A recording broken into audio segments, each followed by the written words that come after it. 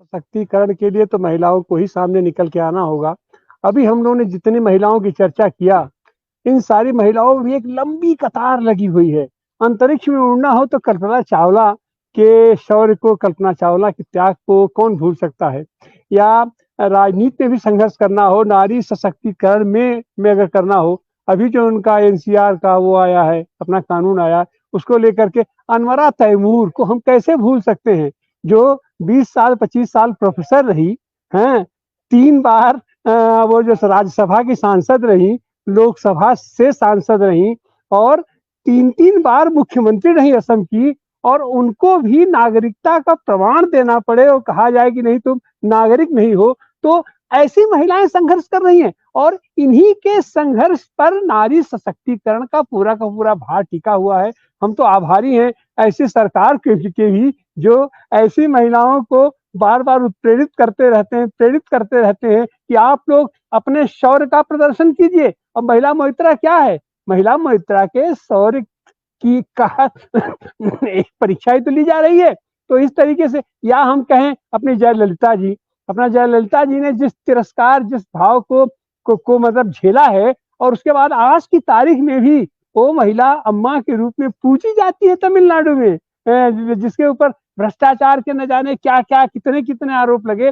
वो महिला पूजनीय है तमिलनाडु की राजनीति में, तमिलनाडु के समाज में, या पूरे के पूरे चित्र जगत के अपना पटल पर। और जिस तरीके से संघर्षों से वो निकल कर के आई, शादी नहीं की, बच्चे नहीं है उसके, लेकिन उसके बावजूद भी उसको इतनी प्रताड़ना। या हम तो ये कहेंगे कि जैसे अभी उत्तर प्रदेश में मायावती जी को ही लेकर के जो जैसे हो रहा है, तो ये सब सशक्तिकरण का ही है, ये का ही माध्यम है।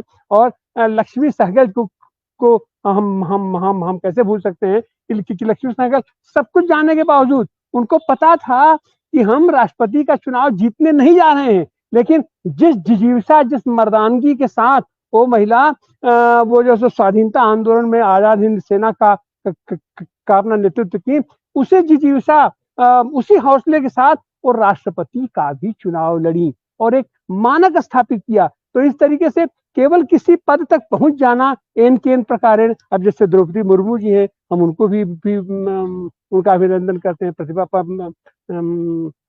प्रतिभा पटेल थी, उनका भी हम जो सो अपना सम्मान करते हैं। लेकिन खास करके उन महिलाओं का जिन लोगों ने अपने बल पर, अपने संघर्ष के बूते पर, या हम तो उन सारी महिलाओं के प्रति भी अपना सम्मान व्यक्त करते हैं जो आज की तारीख में भी गाँव में, खेतों की मेड़ पर, खेतों में काम करती हैं, अपने बच्चों को पीठ पर लादे हुए ईंट ढोती हैं, काम करती हैं, खेती करती हैं। उनकी जिजीविषा से हमें प्रेरणा लेनी होगी। और नारी के सशक्तिकरण में इन तमाम महिलाओं का योगदान है, इन तमाम नारी शक्ति का योगदान है। हम उनको प्रणाम करते हैं। और हम तो मतलब ये मैं ये खास करके, ये भारत की माटी ऐसी है जहाँ से वो संघर्ष का जो सो वो ये प्रेरणा मिलती है।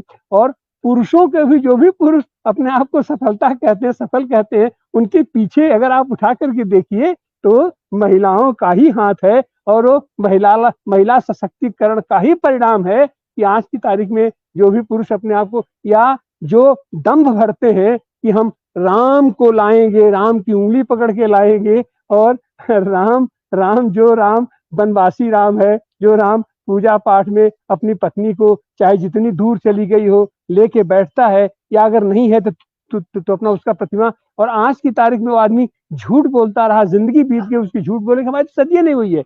लेकिन जब बाबा विश्वनाथ के दरबार में आया तो बाबा विश्वनाथ ने उंगली, अपना गले में उंगली डाल के उनसे कहा कि नहीं, अब तुम स्वीकार करो, तुम्हारी पत्नी है। और उसके बावजूद भी आज की तारीख में भी हम तो आज की तारीख में सलाम करना चाहेंगे उनको, ये बेन पटेल को भी, कि इतने सब के बावजूद वो कितनी धीर, गंभीर, शालीनता के साथ वो महिला इस समाज में अपने अस्तित्व को, अपने वजूद को कायम रखे हुए है। और तमाम तिरस्कार के बावजूद उसके चेहरे पर सिकन नहीं देखते हैं, वो मुस्कान हमको याद आती है। और ऐसे ही महिलाओं की मुस्कान के बल पर भारत का पूरा नारी समाज, या भारत का पूरा समाज, भारत की सृष्टि, दुनिया की सृष्टि टिकी हुई है। हम ऐसी तमाम महिलाओं को ये सलाम पेश करते हैं। बहुत बहुत धन्यवाद।